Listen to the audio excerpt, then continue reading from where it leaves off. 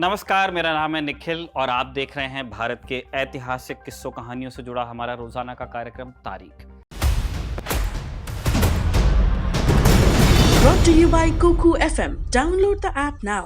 आज 28 सितंबर है और आज ही साल 1907 में भगत सिंह का जन्म हुआ था। इस मौके पर हमने सोचा क्यों ना भगत सिंह की जिंदगी से जुड़े कुछ दिलचस्प किस्से आपके साथ साझा किए जाएं, लेकिन आगे बढ़ने से पहले एक छोटी सी सूचना। भगत सिंह के बारे में यदि आप और जानना चाहते हैं तो इसी शीर्षक से एक किताब ऑडियो बुक फॉर्मेट में आपको मिल जाएगी। बोलती किताब है, कुकू एफएम पर मिलेगी। साथ ही कुकू एफएम का अगर प्रीमियम सब्सक्रिप्शन अगर आप लेना चाहते हैं और पहले 500 लोगों में से होते हैं तो 50% की छूट पा सकते हैं। इसके लिए आपको डालना होगा एक कोड LT50। चलिए पहले किस्से से शुरुआत करते हैं।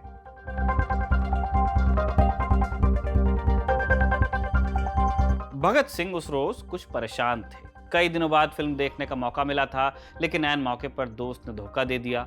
घर से लड़ झगड़ के वो अपने क्रांतिकारी दोस्तों के साथ रहने लगे थे। पैसों की तंगी रहती थी और ये तंगी दो चीजों में खलल डालती थी, किताबें और चार्ली चैपलिन की फिल्में। इन दोनों के बिना भगत सिंह का काम नहीं चलता था। भगत सिंह के साथियों ने कई जगह लिखा है कि भगत पढ़ता नहीं बल्कि उन्हें पीता था। किताबों को लेकर कह रहे हैं। इन किताबों में डिकन्स, शेक्सपियर से लेकर मार्क्स और लेनिन की किताबें शामिल थी। फिर हुआ यूं कि लाहौर की लाइब्रेरी से किताबें आने लगीं और एक कमी पूरी हो गई। खाने के लिए रामकिशन का होटल था ही, अब बस फिल्मों का खर्चा रहता था। भगत के एक दोस्त हुआ करते थे, जयदेव कपूर। उन्हें घर से कुछ पैसा मिलता था, इसलिए फिल्म देखने के लिए भगत सिंह जयदेव के आसरे रहते। उस रोज जयदेव ने टामा दिया तो अगले दिन भगत सिंह ने धर पकड़ा और पूछा जयदेव से कि कल क्यों नहीं आए थे। जयदेव ने जो जवाब दिया वो सुनकर भगत के माथे पर बल पड़ने लगे।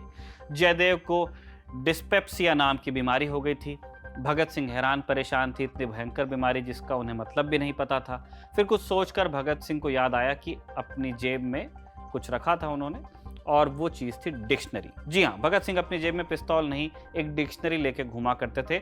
जितना हिंसक उन्हें माना जाता है वो थे नहीं, पढ़ने लिखने वाले शख्स थे। डिक्शनरी खोली तो डिस्पेप्सिया का मतलब समझ में आया। अब जयदेव की सचमुच बीमार होने की बारी थी। भगत सिंह ने पीठ पर हल्का सा घूंसा मारते हुए कहा कि अब से फिल्म से बचने के लिए ऐसे बहाने चलेंगे नहीं, चल पिक्चर दिखा। डिस्पेप्सिया दरअसल बदहजमी का ही अंग्रेजी नाम था। इस किस्से का जिक्र जयदेव कपूर के पत्रों में है और साहित्य आज तक से बात करते हुए दिल्ली में Bhagat Singh archives and resource centre के एडवाइजर और पूर्व में JNU में प्रोफेसर रह चुके चमन लाल ने यह किस्सा सुनाया था।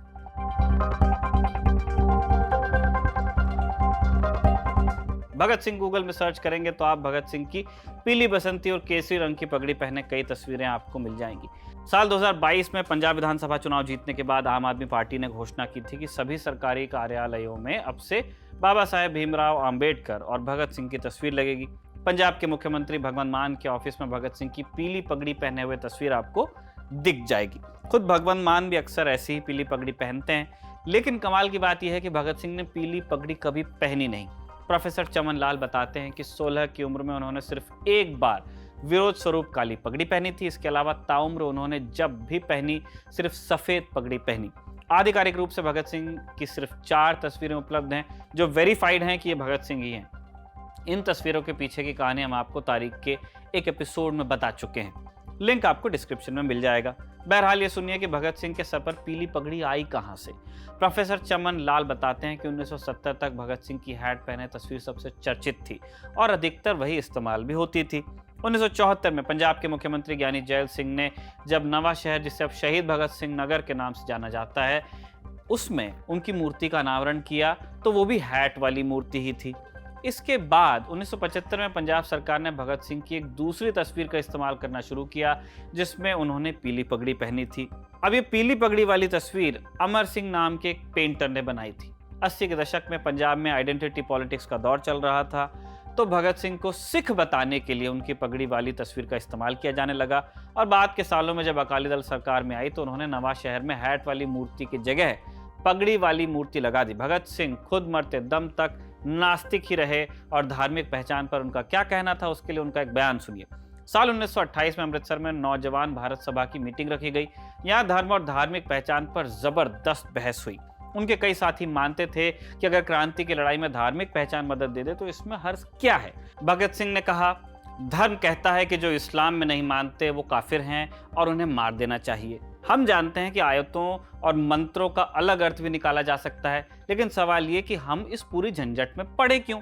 धर्म हमारे सामने पहाड़ की तरह खड़ा है। मान लीजिए कल आज़ादी का आंदोलन पूरे देश में फैल जाए, सेनाएं आमने सामने हों, गोली चलने ही वाली हो और अचानक मोहम्मद गौरी की तरह कोई हमारे सामने गाय, सुअर, ग्रंथ साहिब, वेद, कुरान आदि रख दे, तो हम क्या करेंगे? हम इतने धार्मिक हैं कि बोरा बिस्तर बांधकर घर लौटने लगेंगे। धर्म में इतने सुधारों के बाद भी अब भी भेदभाव ज्यों का त्यों है। सिख गुरुद्वारे से लौटकर अगर राज करेगा खालसा का नारा लगाते हैं और साथ ही गणतंत्र की स्थापना की बात करते हैं, तो उस बात का क्या मतलब रह जाता है?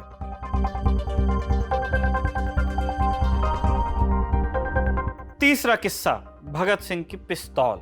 साल 2017 इंदौर में बीएसएफ का ट्रेनिंग स्कूल। बीएसएफ के आईजी और उनकी टीम एक लिस्ट को देखकर बड़े गौर से हथियारों का मिलान कर रहे हैं। हथियार काफी पुराने थे, इसलिए जंग से बचाने के लिए उन पर पेंट कर दिया गया था। 2 पिस्टल्स का पेंट खरोंचा गया, लेकिन वो नहीं मिला जिसकी तलाश टीम को थी। तीसरी पिस्टल की बारी आई, पेंट टुकड़ा तो धीरे धीरे एक नंबर सामने आया, 168890। ये नंबर था उस पिस्टल का जिससे भगत सिंह ने सॉन्डर्स को गोली मारी थी। करीब 50 सालों से गुम इस पिस्तौल की सालों से खोज चल रही थी। अब सुनिए ये पिस्टल गुम कैसे हुई और इंदौर कैसे पहुंची। 8 अप्रैल 1929 को भगत सिंह ने असेंबली में बम फेंका। उस रोज उनके पास 3 जायदादें थीं। एक उनकी घड़ी जो उन्हें शचीन्द्र नाथ सान्याल ने दी थी, दूसरी चीज उनके नए जूते और तीसरी चीज उनकी पिस्तौल।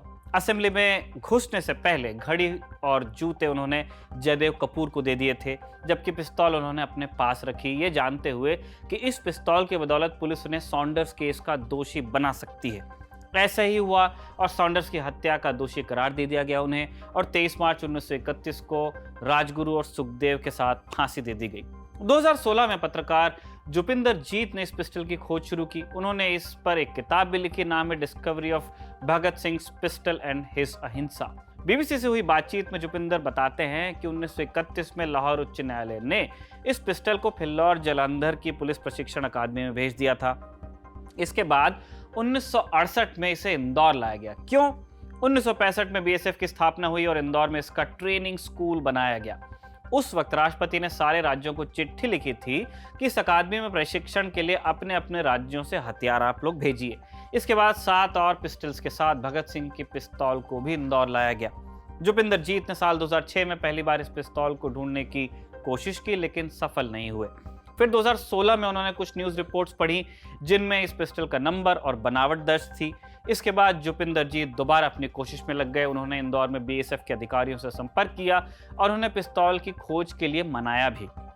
इसके बाद 2017 में पंजाब से आए हथियारों को चेक किया गया, जिस दौरान ये पिस्तौल मिली।